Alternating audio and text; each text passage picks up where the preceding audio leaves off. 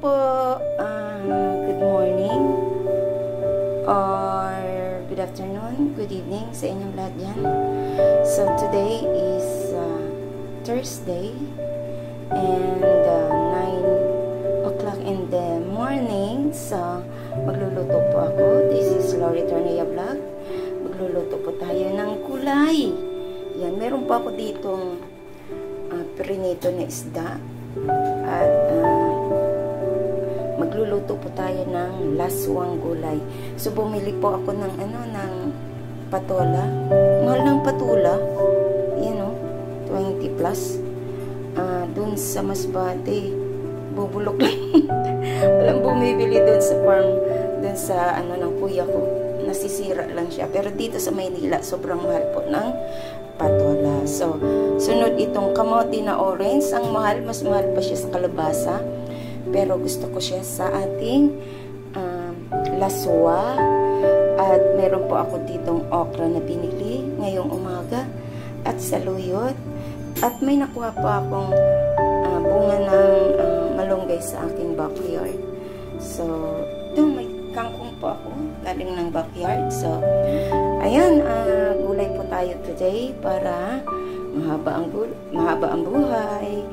Ayan, ang gulay po, ito po ang saluyot ay nakakatulong po sa ating bituka, sa paglilinis ng ating mga bituka, sa mga may problema sa pagpo, hindi makadumi. Magulay po kayo. Ayan.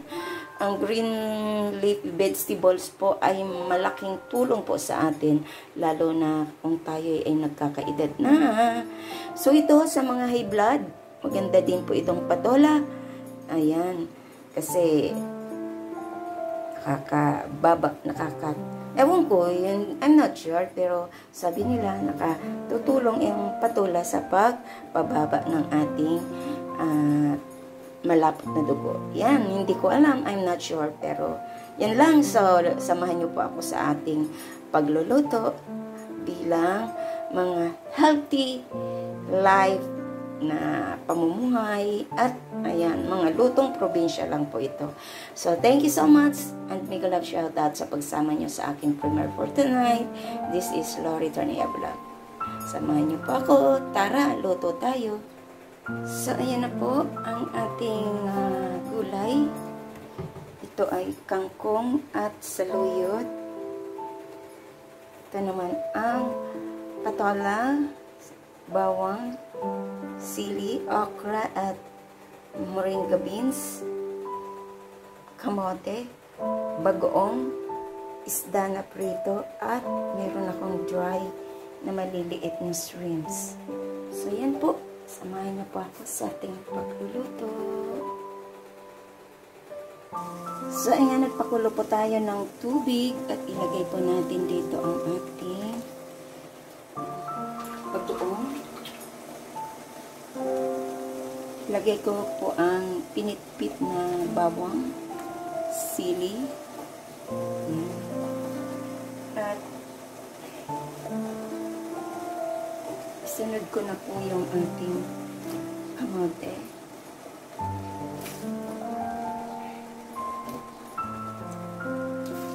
Iniwang kamote orange.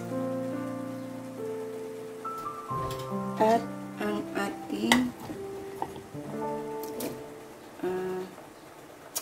moringa beans and okra.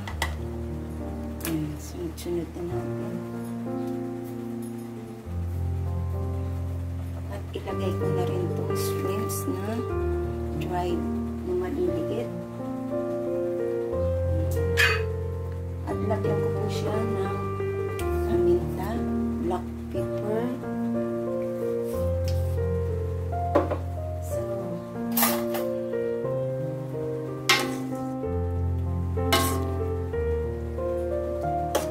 So, antayin po natin siyang kumulo.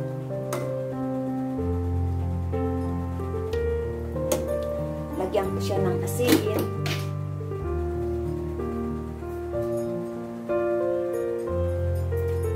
Asin at hindi mawawala ang ating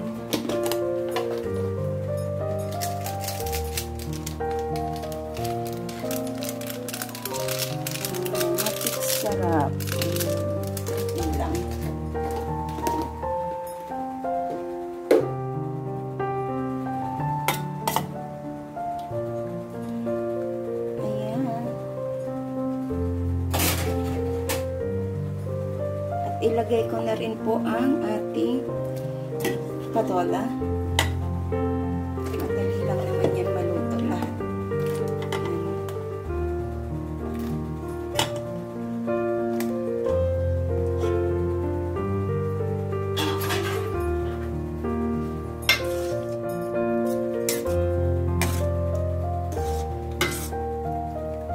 So, takpan po natin para tayo natin kumulo. So, ayan. Check po natin. Luto na. Pati ang ayan. So, ilagay ko na po ang ating dahon na saluyot. Madami na din yung saluyot. Ang gulay ko ay nasa ano to, 58 yata ito lahat. Ayan. Pero yung iba hindi nakasali. Sinama ko na rin yung kangkong. Ayan.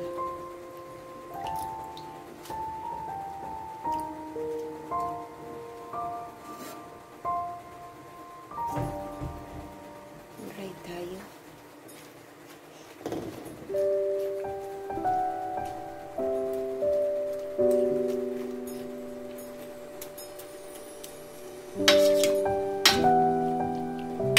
Buksan natin ito para madali siyang maluto.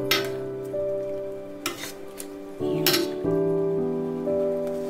Ano natin yung mga naluto na ano natin sa taas. Ayan.